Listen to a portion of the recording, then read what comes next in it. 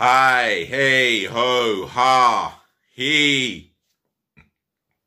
Welcome again to my Premier League roundup of the opening games of this weekend's fixtures. I hope you enjoyed the first games of the opening weekend. I know I did from a neutral point of view, except my beloved Arsenal. Before I get started, make sure you smash the thumbs up like button for me, yeah?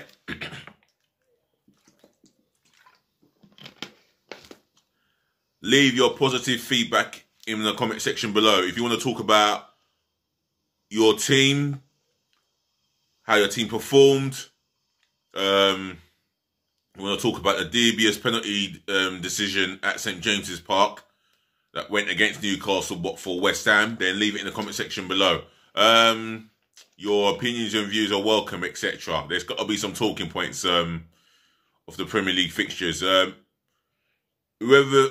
you support participating in the Premier League, yeah, you're more than welcome to leave your comment. To leave your views, your personal opinions in my comment section below. Share this channel all over the world, yeah? This recording must be shared to your friends and your relatives virally all over the world, and tell someone you know, through whether a friend or family, to make sure they share it to their relatives all over the world. And yes, the last but not least, subscribe like 7 other people have done. And I'm gonna shout out to a guy called Daniel Dominenko. I don't know where you're from, but I'm shouting you out because you have become a subscriber to my channel. And another guy who's just subscribed today, he goes by the name of UYID Dragon. Shout out to yourself, UYID Dragon. Shout out for subscribing. Both of you have shown me the love, appreciation, and the support, yeah? Tell your friends and relatives to do the same thing and subscribe to the channel, yeah? If you subscribe, I'll shout you out like I've just shouted at those two.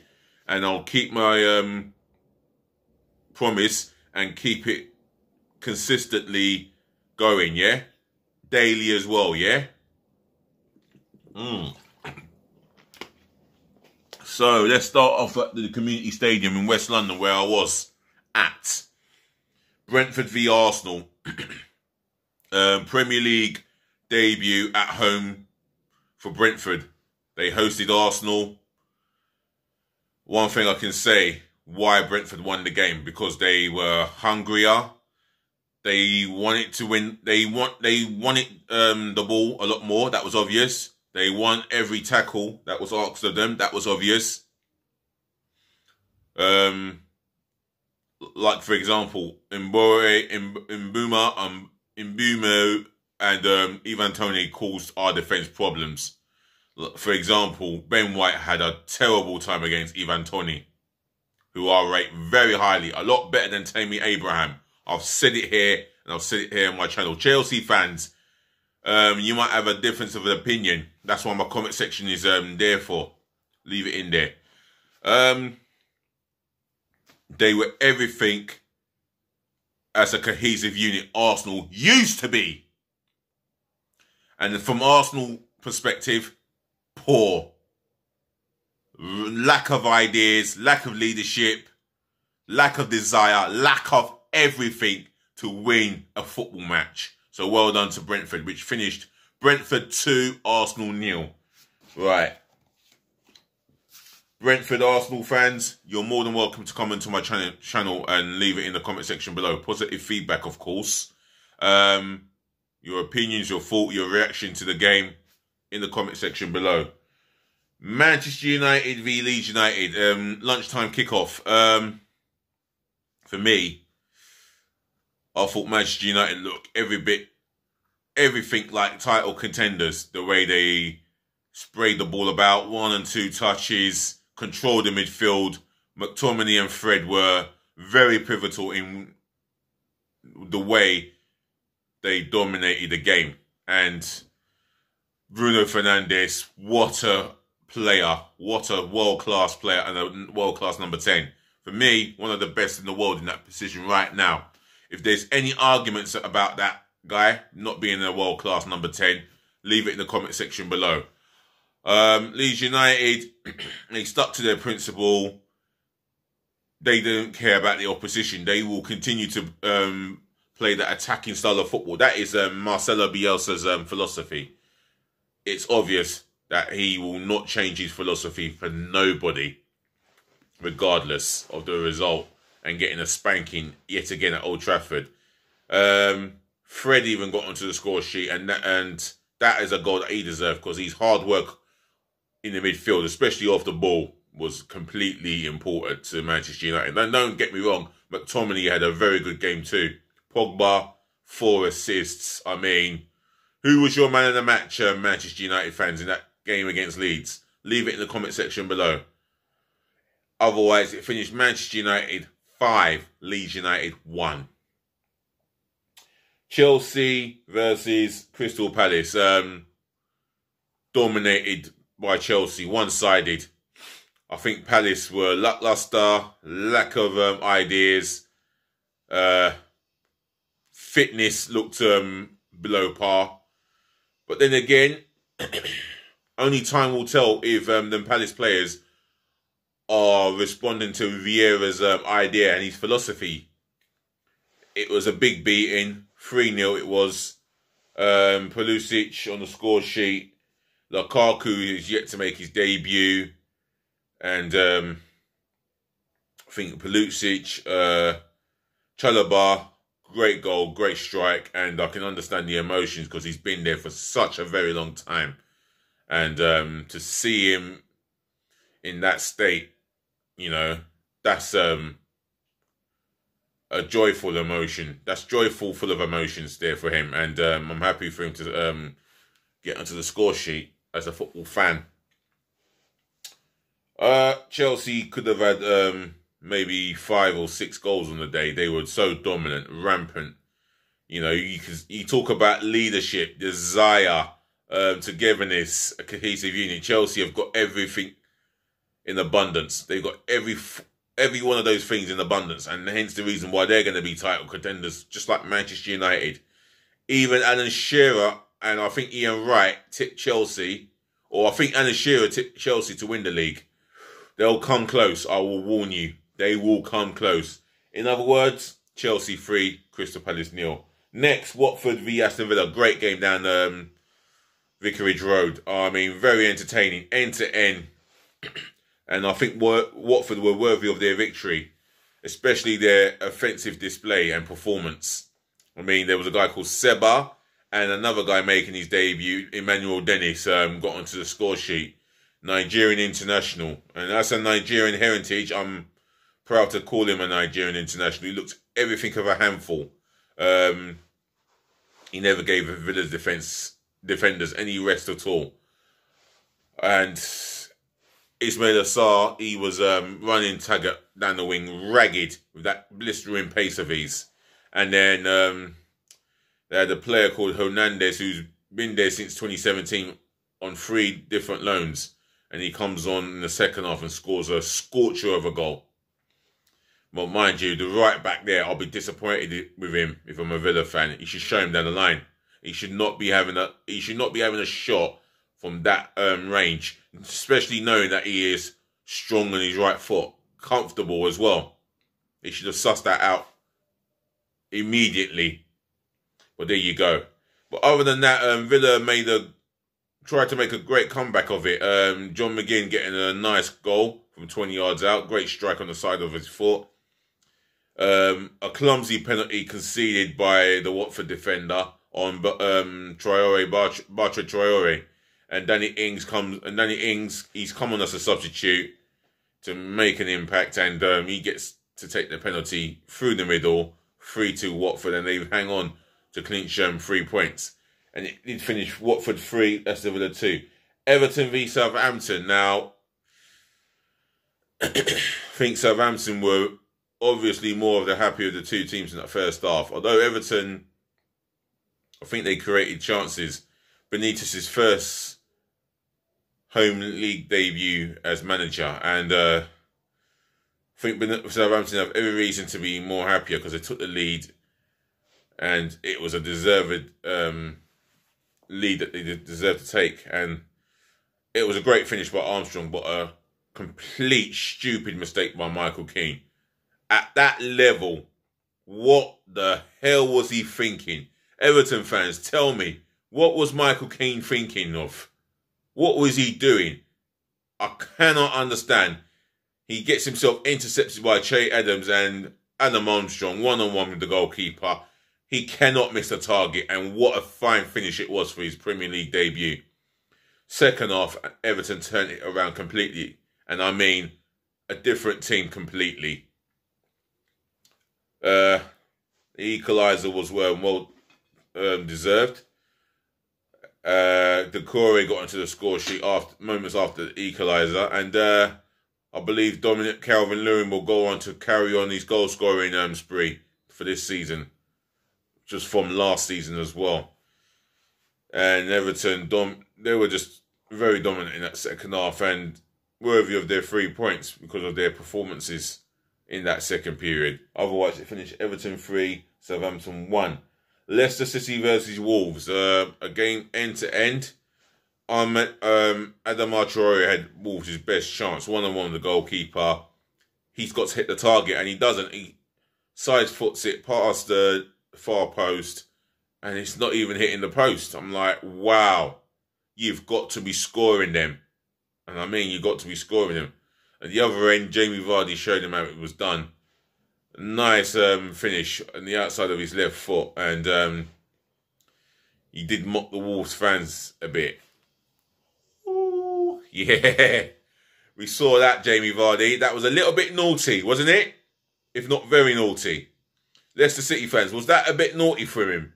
I know Wolves fans may come onto this channel and have their say on that, but other than that, Wolves did have plenty of chances, and the biggest moment for me in that game, it was frigging, and I mean so frigging great to see Raul Jimenez back on the pitch again, playing for Wolves for 90 minutes, and it was a great moment there. Great moment for himself, Wolverhampton Wanderers as a club, and the fans. However, they start off with no points because of a 1-0 defeat to Leicester. And it did finish Leicester City 1, Wolves 0. Burnley versus Wolverhampton. No, sorry. Burnley versus Brighton Hove Albion. I'll tell you what, in that first half, or from what I saw in the highlights of Match of the Day, Burnley are a complete problem with set pieces, and they cause Brighton a head of issues.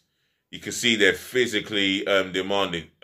Even offensively, Goodmanson had an opportunity to play Chris Woods in, decided to be a little bit selfish, and to be fair, he was unlucky. He did hit the post. And didn't make, I don't think it, I think it was 1-0 at the time before that, well, after that happened, or before. I think it was 1-0 at the time. And Burnley went ahead with a goal from Chris Woods. I think it was a cross on the left. And I think Woods couldn't miss from where he was. But credit to Brighton, they showed fighting character. And they played some decent football in that second half as well. And they got back onto the score sheet. Morpay, I think he got the equaliser, I believe, or maybe the winner. No, he got the equaliser, and then as the momentum was in their favour, McAllister gets the winning goal. And it was a good away win for Brighton, and they've started off with 3 points. Their manager was very pleased with the outcome in the end. So it finished Burnley 1, Brighton over Albion 2. Norwich v Liverpool. Yeah, this is a case of David v Goliath tie. It was always going to be...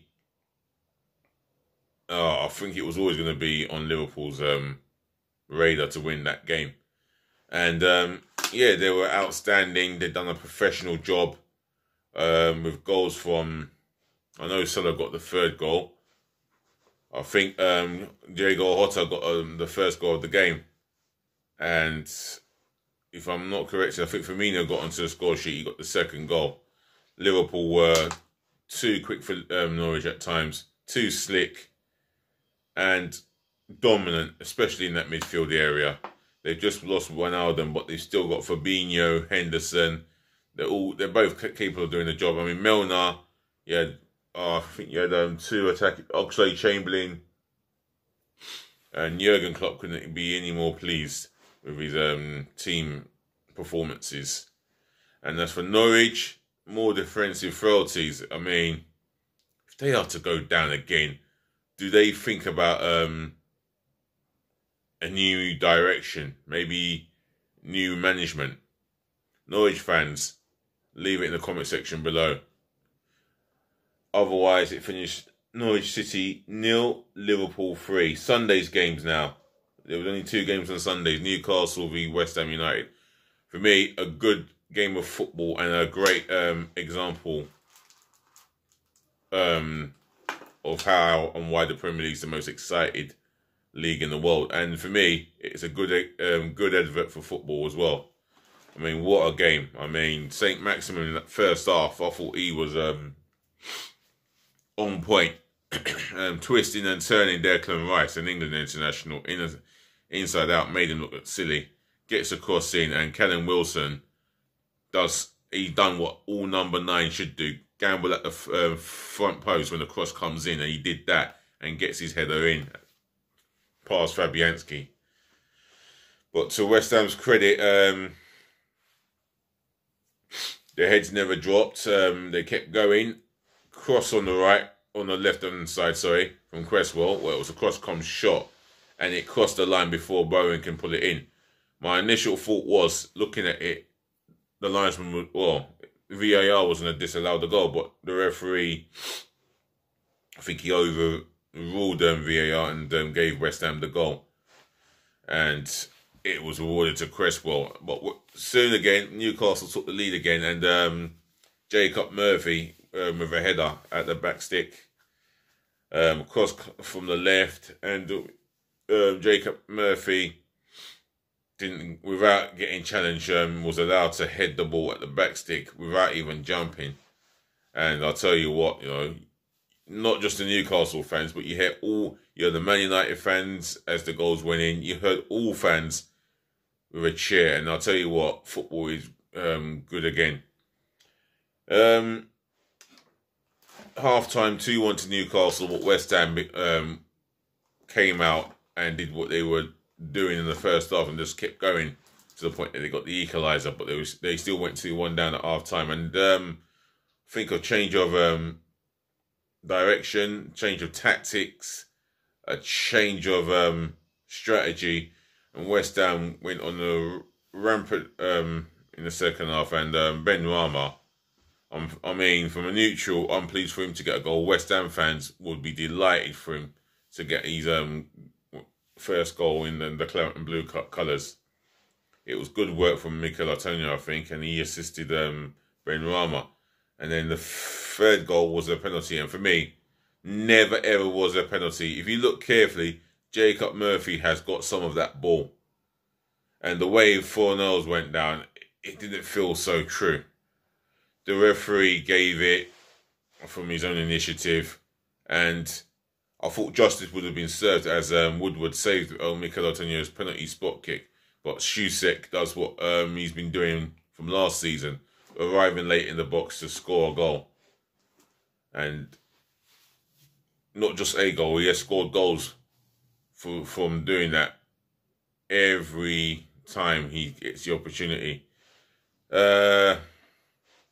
And then the fourth goal, well, it was good play by Ben Rama. I think he assisted Mikel Arteta, I believe, and Antonio took his goal very well. The keeper had no chance. He just struck it at the back stick there. The keeper to his right, he couldn't get down quick enough. And West Ham was so worthy of the 3 points. I thought their performance was worthy of the 3 points as well. They dug in and yeah, they'll look a little bit more organised than they did in the first half. So it finished Newcastle United 2, West Ham United 4. Last game but not least, Spurs versus Manchester City, the champions of England. And I'll tell you what, Tanganga, he had a great game against Sterling and Grealish. He more or less had them he had them both in their pockets, to be fair. He was absolutely outstanding and immense.